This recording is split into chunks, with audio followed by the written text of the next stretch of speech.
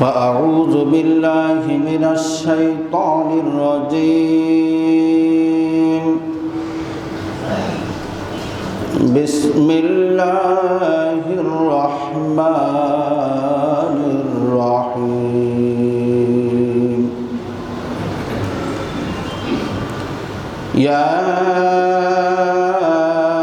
أيها الذين آمنوا اتقوا الله ولتنظر نفس ما قدمت لغد واتقوا الله إن الله خبير بما تعملون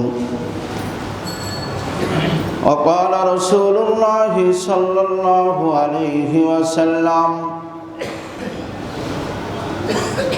إنما الأعمال بالنيات وإنما لكل امرئ ما نوى أو كما قال صلى الله عليه وسلم صدق الله مولانا العظيم وصدق رسوله النبي الكريم ونحن على ذلك من الشاهدين والشاكرين والحمد لله رب العالمين بلغ العلا كشف الدجى بجماله حسنت جميعا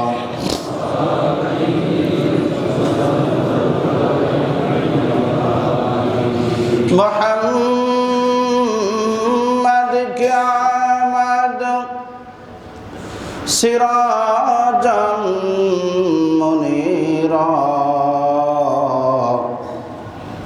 بمؤمن و کافر بشیرا نذیرا بلغ العلا کشف الدجى جماله حسنت جميعا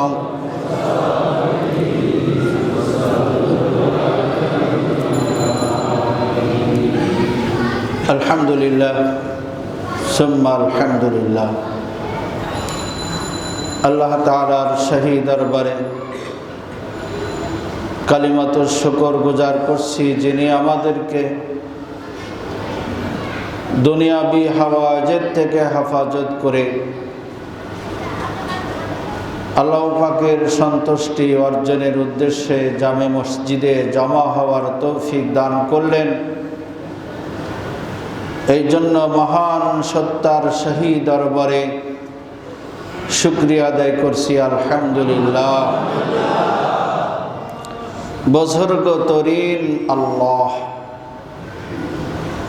যে আল্লাহর প্রশংসা করে শেষ নাই, সীমাহীন প্রশংসার মালিক যিনি আমাদের পালনেওয়ালা, যিনি রিজিক দাতা, হায়াত দাতা, মউত দাতা, সব কিছুর মালিক, ভালো মন্দ সুখ দুঃখ সব কিছুর মালিক তিনি হলেন আমাদের রব, তিনি আল্লাহ, তিনি আমাদের মাবুদ। তিনি ছাড়া কোনো হাকিম নাই, তিনি ছাড়া কোনো মকসুদ নাই, তিনি ছাড়া কোনো মতলব নাই, তিনি ছাড়া কোনো মকসুদ নাই। তরিকতের বুজুর্গদের আমলের ভিতরে এই সবকটা দিতেন যারা তরিকত নিয়ে কয়েকটা তবকা স্তর যাদের সামনে এগিয়ে যেত,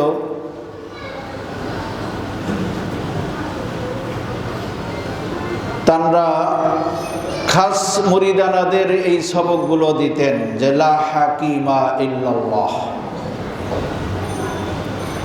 লা মাওজুদা ইল্লাল্লাহ, লা মাতলুবা ইল্লাল্লাহ, লা মাকসুদা ইল্লাল্লাহ, লা ইলাহা ইল্লাল্লাহ।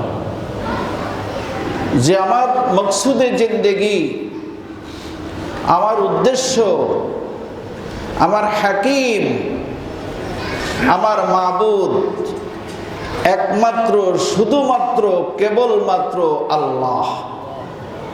এছাড়া আমার আর কোনো উদ্দেশ্য নাই। একটাই উদ্দেশ্য, যে আল্লাহকে সন্তুষ্ট করা, আল্লাহকে পাওয়া, আল্লাহকে হাসিল করা। আল্লাহর কাছাকাছি কিভাবে যাওয়া যায়? গত জুমায় যেমন বলেছিলাম যে আসিয়া মৃত্যুর পূর্ব মুহূর্তে আল্লাহর কাছে এই ফরিয়াদি করেছিলেন, আল্লাহ আমি তোমার কাছাকাছি হতে চাই, যে তুমি আর আমার মাঝে আর কোনো পর্দা নাই।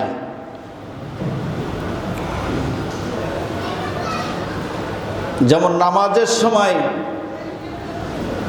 যে কথাটা হাদিসে জিব্রাইলের ভিতরে আসছে, যে আনতা আবুদাল্লাহ কান্নাকা তারাহু ফাইল্লাম তাকুন তারাহু ফাইন্নাহু ইয়ারাক।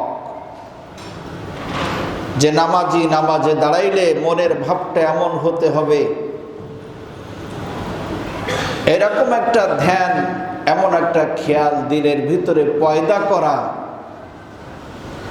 ওই চিন্তা ভাবনায় নিজেকে হারিয়ে দেওয়া, নিজে হারিয়ে যাওয়া, যে আমি যে মাবুদের ইবাদতের জন্য দণ্ডায়মান হয়েছি, তিনি আমার সামনে, আমি আমার মাবুদকে দেখছি, আমার মাবুদ আমাকে দেখছে। আনতা আবুদাল্লাহ কান্নাকা তারাহু। এই ধ্যান খেয়াল পয়দা করা দিলের ভিতরে, অন্য সব কিছু দিল থেকে বাহির করে দেওয়া, যে এখন আমি তার সামনে, তিনি আমার সামনে, এর মাঝে আর কেউ নাই। हम तुम्हारे सामने हो तुम हमारे सामने। মনে আছে? খেয়াল রাখবেন কথাগুলো। তো নামাজের সময় নামাজ পড়তে লাগলে মজা লাগবে, শয়তানের সমস্ত ওয়াসওয়াসা দিল থেকে পালাবে। শয়তান চায় আমরা মনোযোগ সহকারে নামাজ পড়ি, তাহলে শয়তানেরা শয়তানি থাকে না। শয়তান চাই নামাজ খালি উঠা বসার ভিতর দিয়ে শেষ হয়ে যাক। ঠেকাইতে তো পারলাম না মসজিদে আসতে, তো আসছে যখন, তা সেটা যাতে নামাজ না হয়, সেটা খালি উঠবুস, কতক্ষণ ওঠা বসা করলো, চলে গেল। কার নামাজ পড়লো, কার সামনে দাঁড়াইলো, কি জন্য দাঁড়াইলো, কোনো কিছুই যাতে তার দিলের ভিতরে আসর এই ক্রিয়া না করে। নামাজের আগেও যা, নামাজের পরেও। নামাজ পড়তে আসার সময় বিড়ি একটা টানতে টানতে আইসা অজুখানায় ফালাই দিল, হাত পাও কয়েকবারই ধুড়ি দিয়ে পানি ফুনে দিয়ে দুই আইসে নামাজ পড়লো। নামাজ পড়ে টুপিটা আবার পকেটে ঠুয়ে আর একটা বাম্বু দড়ায় আটতে থাকলো। নামাজের আগেও যা, পরেও যা। আছে কিনা মানুষ? নামাজের আগে ক্রেতাদেরকে ঠকিয়ে এসেছে, মাফে কম দিয়েছে, ভেজাল করে বিক্রি করেছে ভালোর দামে। আজান হলো, তড়িঘড়ি করে দোকান গুছিয়ে নামাজ পড়ে আবার নামাজের পরে গিয়ে একই ব্যবসা করলো। আছে কিনা?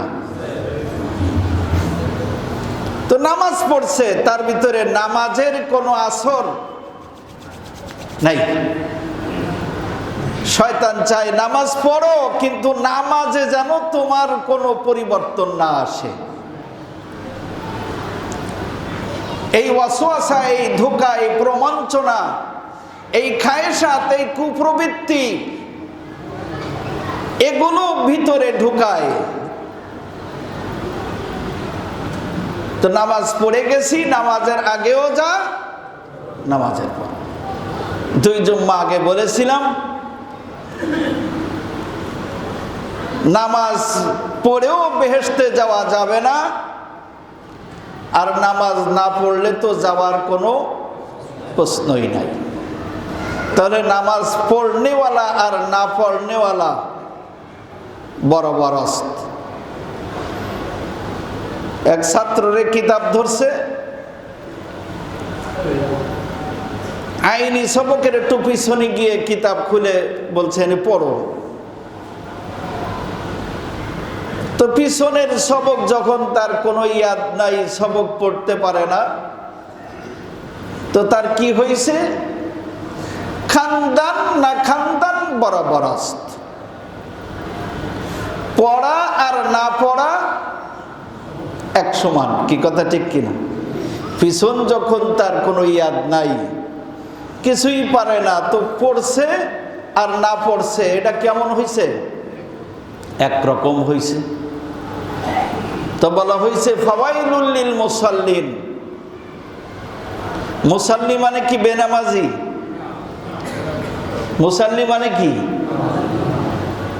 তা ফাওয়াইলুল লিল মুসাল্লিন, মুসাল্লিরাও দোজকি। তো মুসাল্লি মানে কি? বেনামাজি, নামাজি। তো মুসাল্লিও দোজকি। আর মুসাল্লি ছাড়া তো যাওয়ার কোনো ব্যবস্থাই নাই জান্নাতে। জান্নাতের চাবি কি? নামাজের চাবি, ওযুর চাবি তাহারাত, পবিত্রতা। শুধু আত্মক দুয়ার পবিত্রতা।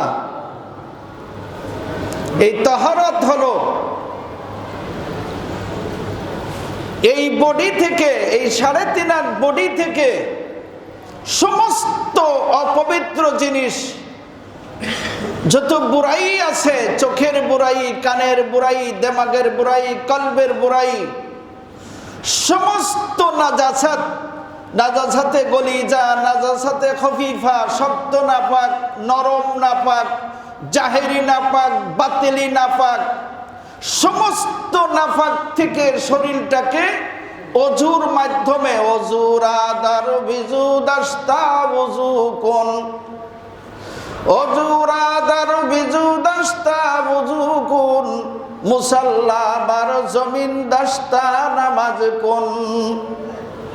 নামাজ অত সহজ জিনিস না। নামাজ এটা উঠবুস করার নাম নামাজ নয়। আনতা আবুদাল্লাহ কাআন্নাকা তারাহ ফাইন লাম তাকুন তারাহু ফাইন্নাহু ইয়ারাক। তোমার ধ্যান, খেয়াল, মন, মানসিকতা এমন একটা পয়দা হতে হবে যে তুমি তোমার মাবুদকে দেখেই সিজদা করতেছো। যে আমি যার সামনে দাঁড়াইছি অপরাধী, প্রথমে মাবুদের সামনে দাঁড়িয়ে কি ধরলাম? কানে ধরে নিজেকে সারেন্ডার করলাম। ছাত্র যখন একটা অপরাধ করে, স্যার কি বলে? কান্দর কান্দর কি বলে, কি বলে না? আমরা অনেকে কান ধরে দাঁড়াইছি না? আমাদের মানতেকের হুজুর খুব কড়া হুজুর ছিল। তা মানতেক পড়ার সময় তো আমরা বেশ ডাঙ্গর হয়ে গেছি। তো ওই হুজুরের স্বভাব ছিল দাঁড়া দাঁড়া দাঁড়া দাঁড়া, কান্দরো কান্দরো। হুজুর দুটে বাড়ি দেন, দুটে বেতের বাড়ি দেন, তো কান ধরায়েন না, আমরা বড় হইছি। তো কান ধরে দাঁড়াইলাম, কার সামনে সারেন্ডার করলাম? আল্লাহর সামনে। মনটা কোথায় থাকতে হবে? আল্লাহর সামনে। আনতা আবুদাল্লাহ কাআন্নাকা তারাহ ফাইন লাম তাকুন তারাহু ফাইন্নাহু ইয়ারাক। যদি ওই ইস্তেদাদ, ওই যোগ্যতা, ওই মুশাহাদা যদি তোমার ভিতরে তৈরি না হয়ে থাকে, যে এই মানসিকতা তুমি তৈরি করতে পারো নাই যে তোমার এই নামাজ একজনে দেখছেন, তিনি কে? আমরা এমন এক ব্যবস্থাপনা পরিচালকের অধীনে আছি যিনি সারাক্ষণ আমাকে দেখছেন, তিনি কে? ওয়া হুয়া মাআকুম আইনামা কুনতুম। আমি নামাজে আমাকে মাবুদ দেখছেন, আমি নামাজের বাহিরে মাবুদ আমাকে দেখেন না? দেখে। তাহলে আমি যার সামনে দাঁড়িয়েছি তিনি আমার মাবুদ, তিনি আমার আল্লাহ, আমার স্রষ্টা, আমি তার সৃষ্টি। এতটুক যদি আমার ধারণা আমি পোষণ করতে না পারি, কমপক্ষে এটা ধারণা অবশ্যই মুসাল্লির করতে হবে, আমি যদিও আমার এই চর্ম চক্ষু দিয়ে আমার মাবুদকে দেখছি না, কিন্তু আমি যার সেজদা করছি, যার পবিত্র কালাম তেলাওয়াত করছি, যাকে রুকু করছি, তিনি আমাকে দেখছেন। এই ধ্যান খেয়াল নিয়ে নামাজ পড়তে হবে, সেই যোগ্যতা তৈরি করতে হবে। বারবার বারবার বারবার দিলটাকে মসজিদের বাহির থেকে এনে নামাজের ভিতরে দাঁড় করাইতে হবে, এই মেহনত চালাইতে হবে। এটার শত্রুকে শয়তান। তাই শয়তান বলে, মসজিদে আইসো ঠিক, ঠেকাইতে পারলাম না অজুহাত দিয়ে, কিন্তু নামাজ কিভাবে শেষ করতে হয়। ছাগলের বাচ্চা, হাদিসে এবারাতের ভিতরে আসছে যে দুই মুসাল্লির মাঝখানে ছাগলের বাচ্চার মতন একটা শয়তান দাঁড়ায় থাকে, যদি একটু ফাঁক ফাঁকরা পায়। বকরির বাচ্চা যেমন ফুট করে গিয়ে একটা গাছের নিচেই দাঁড়াইতে পারে চিপার ভিতরে, ঠিক বকরির বাচ্চার মতন শয়তান দুই মুসাল্লির মাঝখানে এসে একটু যদি ফাঁকা পায় দাঁড়ায় যায়। দাঁড়ায়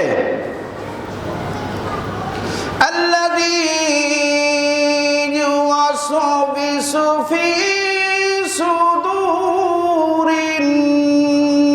নাস, কি করে?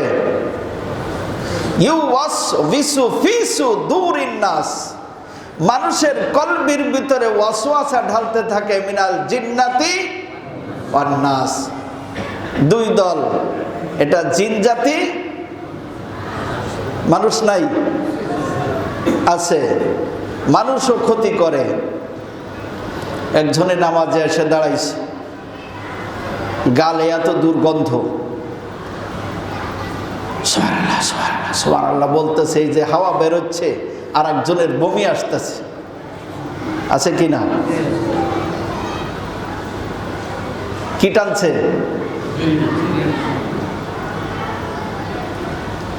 এই সুরট টানা লাগে, শুধু শরীর দিয়ে গন্ধ বেরোয় না, এর পুরা পোশাক আদি যা আছে ফেরেশতা 40 গজ দূরে থাকে।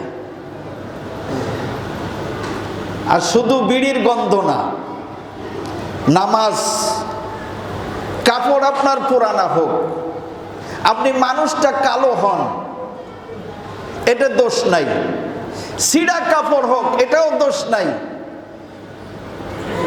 আপনি কুৎসি কালো হন, আপনি আফ্রিকান হন, নাইজেরিয়ার হন, সুদানি হন, এটা কোনো দোষের না, কিন্তু আপনার শরীরটা কি করতে হবে? পাক পবিত্র রাখতে হবে, দুর্গন্ধ মুক্ত করতে হবে। আপনার পোশাক পরিচ্ছদ আয়রন নাই, কোনো দোষ নাই, জামা থুফায় আছে পিছন দিয়ে, দোষ নাই, ছিঁড়া জামা, এটাও দোষ নাই, যা আছে তাই পরে আসছেন। কিন্তু দোষ হলো আপনি যখন জামাতে আসবেন 5 জনের সাথে নামাজ পড়বেন, যার পাক পবিত্রতা ঠিক থাকে, যার শরীরটা ওইরকম ভাবে ফিট হয়, সমস্ত দুর্গন্ধ মুক্ত হয়, তার নিজের নামাজও তার কি লাগে? ভালো লাগে। আপনি যেন আর একজনের ক্ষতির কারণ হয়ে না আসেন। আপনারা যে সবাই জাপানি টরে পরে আসতে হবে এটা কথা না। আপনার যেমন আছে তেমনের ভিতরে এটা যেন সিমটি দিলে ময়লা না বের হয়। আপনার পাটাও সুন্দর করে পরিষ্কার করে আসেন। আপনি যেখানে পাড়া দিবেন এখানে আর একজনের সেজদা দিবে। কিন্তু মাশাআল্লাহ আমাদের কিছু মুসাল্লি ভাইরা আছেন ওক্তীয় নামাজে, কার্পেটের উপরে যে কাপড়টা আছে প্রত্যেকটা পাড়ায় তার কি ওঠে? পায়ের ছাপ দেখা যায়। ময়লা থাকার জন্যই না ময়লা না থাকার জন্য? তা আপনি যে প্রত্যেক পাড়ায় একটা করে ছাপ দিচ্ছেন, ওখানে আপনার আর একটা ভাই কি দিবে? নাক আর কপাল দিয়ে কি দেবে? এটা ভালো করছেন? এটাই হলো কমান্ড চেঞ্জ। সবকিছু সবাইকে বলে দেওয়া লাগে না। এই জন্য নামাজ, পোশাক পরিচ্ছদ এমন একটা দিল নিয়ে দাঁড়াবেন। আতর কেন সুন্নাত বলেছে? নবীজি আতর পছন্দ করতেন। বিশ্ব নবীর শরীর দিয়ে যে ঘ্রাণ ছুটত, মেশক আম্বরের থেকে বেশি ঘ্রাণ ছুটত।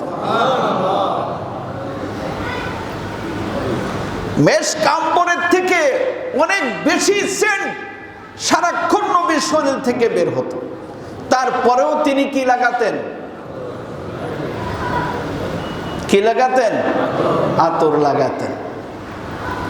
আতর শুধু রমজানের?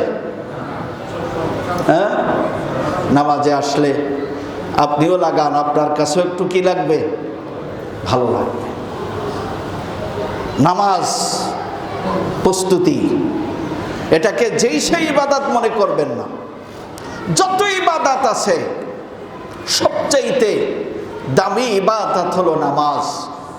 আর এই নামাজের ভিতরে যে সেজদাটা দেওয়া হয়, বান্দা বান্দির সঙ্গে আল্লাহ তাআলা সবচাইতে ঘনিষ্ঠ পয়দা হয়, খুব কাছাকাছি অবস্থান করে বান্দা বান্দি যখন আল্লাহকে সেজদা করে। পারবো তো আমরা? যে আয়াত তেলাওয়াত করেছি সেদিকে যাই। বিসমিল্লাহির রহমানির রহিম। ইয়া আইয়ুহাল্লাযীনা আমানুত্তাকুল্লাহা ওয়াল তানজুর নাফসুম মা কদ্দামাত লিগাদ ওয়াত্তাকুল্লাহ ইন্নাল্লাহা খাবীরুম বিমা তা'মালুন। আল্লাহ রাব্বুল আলামিন ঈমানদারদেরকে ডাক দিয়ে বলেছেন, যারা ঈমান এনেছে, ইয়া আইয়ুহান নাস বলেন নাই, সকল মানুষ তোমরা শোনো, এ কথা বলে নাই। আমানু, যারা ঈমানদার, বিশ্বাসী, আল্লাহ তাআলার বিধিবিধানে, রাসূল সাল্লাল্লাহু আলাইহি সাল্লামের আগমনে, কিতাব সহ পরকালের সমস্ত ঘটনা, জান্নাত জাহান্নাম, শাস্তি, হিসাব নিকাশ, কবর, হাসর, মিজান, ফুলসুরাত, এইগুলোর উপরে যারা বিশ্বাস করেছে তাদেরকে আল্লাহ ডাক দিয়ে বলেছেন আমানুত্তাকুল্লাহ। কাকে ভয় করো? আল্লাহকে ভয় করো। আল্লাহকে ভয় করার অর্থ কি? আল্লাহকে ভয় করার অর্থ হলো এটা যে আল্লাহ পাক তার রাসূলের মাধ্যমে যে বিধিবিধান আমাদের জন্য ফরজ করেছেন, ওয়াজিব করেছেন, হালাল হারাম যে পার্থক্য করার কথা বলেছেন, ন্যায় অন্যায় পার্থক্য করার কথা বলেছেন, সত্য মিথ্যাকে মিলানো নিষেধ করেছেন, গালি গালাজ করা নিষেধ করেছেন, মানুষের হক নষ্ট করা নিষেধ করেছেন। এ সমস্ত কিছু আল্লাহর ভয়ের ভিতরে আছে। সব কিছু বিধান মানার ভিতরে কাকে ভয় করা? আল্লাহকে ভয় করা। আমি এটা করতে পারবো না, কার ভয়ে? আল্লাহর ভয়ে। আমানাতের খেয়ানাত না করা। বুজুর্গদের জীবনীতে দেখা গেছে, এক বিছারা একটা বাগানে 10 বছর কেয়ারটেকার। কত বছর? একটা ফলের বাগিচা দেখাশোনা করে। তো বেশ কিছু বছর পরে মালিক আসছে। মালিকের খুব বিশ্বস্ত লোক। আইসে বলতেছে যে, তার নাম ধরে বলতেছে, মনে করে আব্দুর রহিম বা আব্দুল কুদ্দুস, আনো তো, বসছি, একটু গাছ থেকে একটা ফল কিছু আনার, কিছু ফ্রুটস আনো। তো উনি দৌড়াই গিয়ে, আঙ্গুর গাছ ছিল, আঙ্গুর এক থোপা আনছেন, কিছু ফল আনছেন। এখন উনি গালে দিয়ে বেটকায় পড়ছে,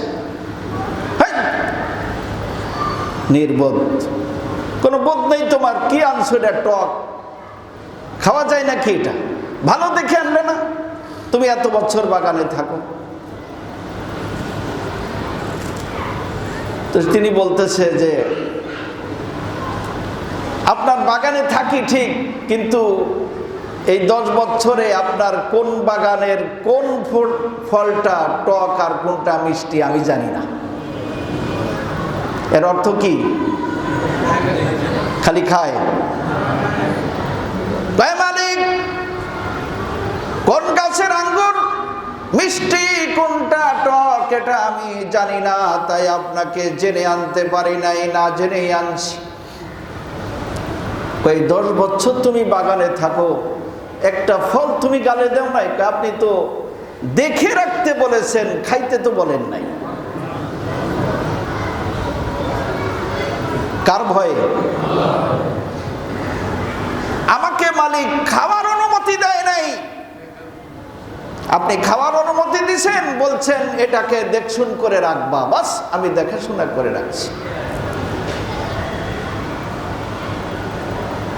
এই আমানতদারি কার জন্য করছে?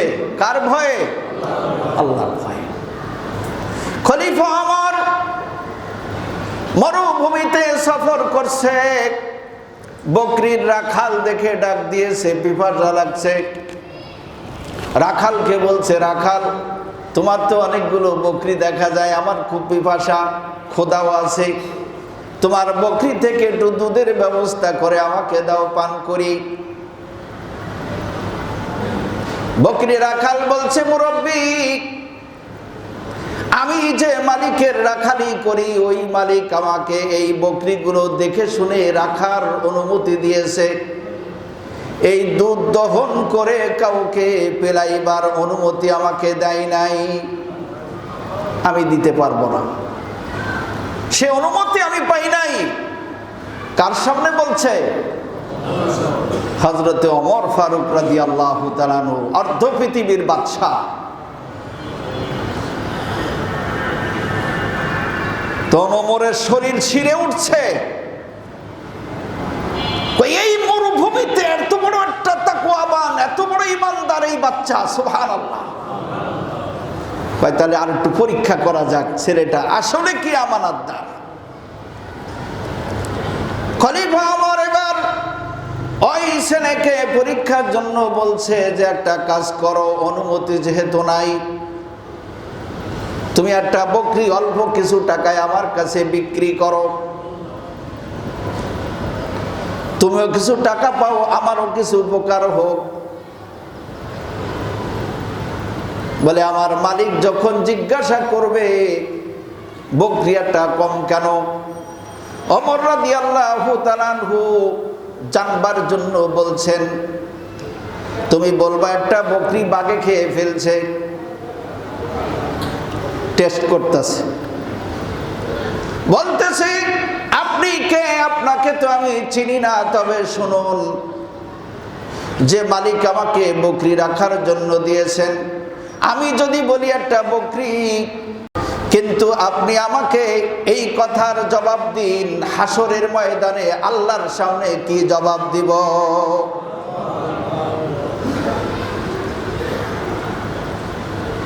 হ্যাঁ মুরব্বি, বলুন আল্লাহ কোথায়? আল্লাহ কি টিকিট কেটে আমেরিকায় গেছে? বাংলাদেশ ছেড়ে ভারতে আছে? কোথায় আছে? ওহুয়া মাকুম আইনা মা কুনতুম, আমরা যেখানে আমাদের মালিকও সেখানে সব জায়গায় তিনি বিরাজমান। তখন ওমর রাদিয়াল্লাহু তাআলা আনহু দুটি হাত সম্প্রসারিত করে দিয়ে আকাশের দিকে ওই মরু অঞ্চলে দাঁড়িয়ে দোয়া করতেছে, আল্লাহ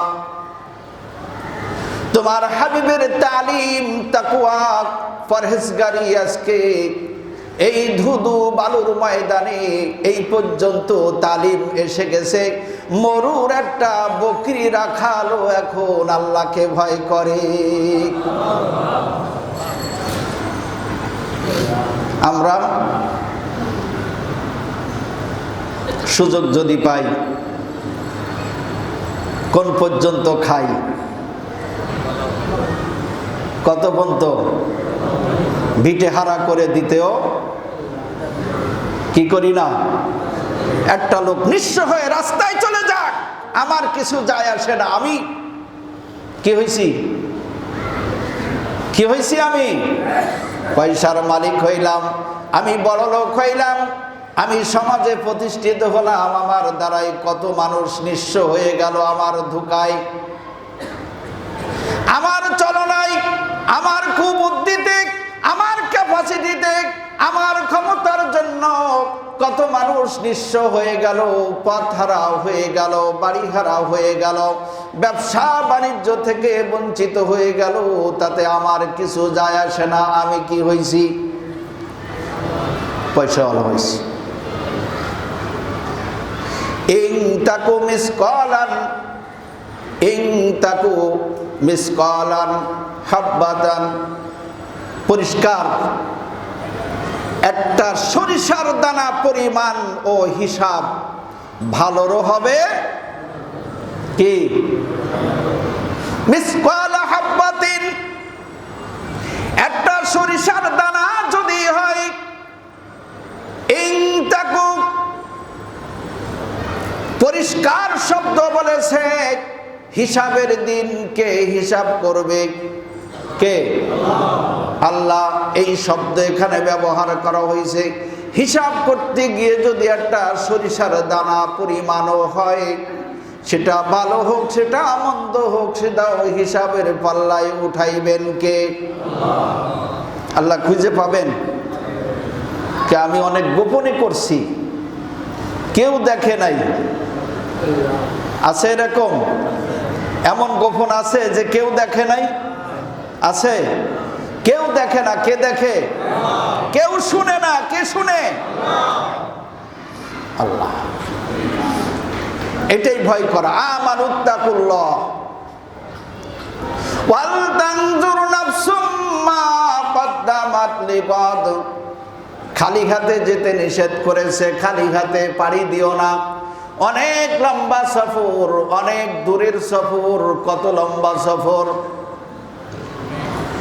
এত লম্বা সফর, কমপক্ষে 50,000 বছর কবরে, 40,000 বছর, কোন কোন কিতাবে 50,000 বছর। হাসরের ময়দান বলেছে আবার 50,000 বছর। ফুলসুরা 30,000 বছর। বন্ধু হে আমার, এই 120 এই বছর 1,20,000 বছর পরে আপনার হইলে জান্নাত না হইলে জাহান্নাম। এই রাস্তার ভিতরে হাসরাইতে হাসরাইতে অবস্থা বড় খারাপ হয়ে যাবে। এই জন্য হাতে ধরে পায়ে ধরে প্রত্যেকটা জুমায় আমি বলছি, কিছু সম্বল না নিয়ে ওই দেশে পাড়ি জমায়েন না। কিছু সম্বল দরকার আছে কি না? আখেরাতের পাথেও শেষ সম্বল যেটা, আমার আর কেউ কিছু করার নাই, আমি যে নিজে নেক আমল করেছি এটাই আমার সঙ্গের সাথী। আমল করতে রাজি আছি? ভেজাইল্লা কিভাবে?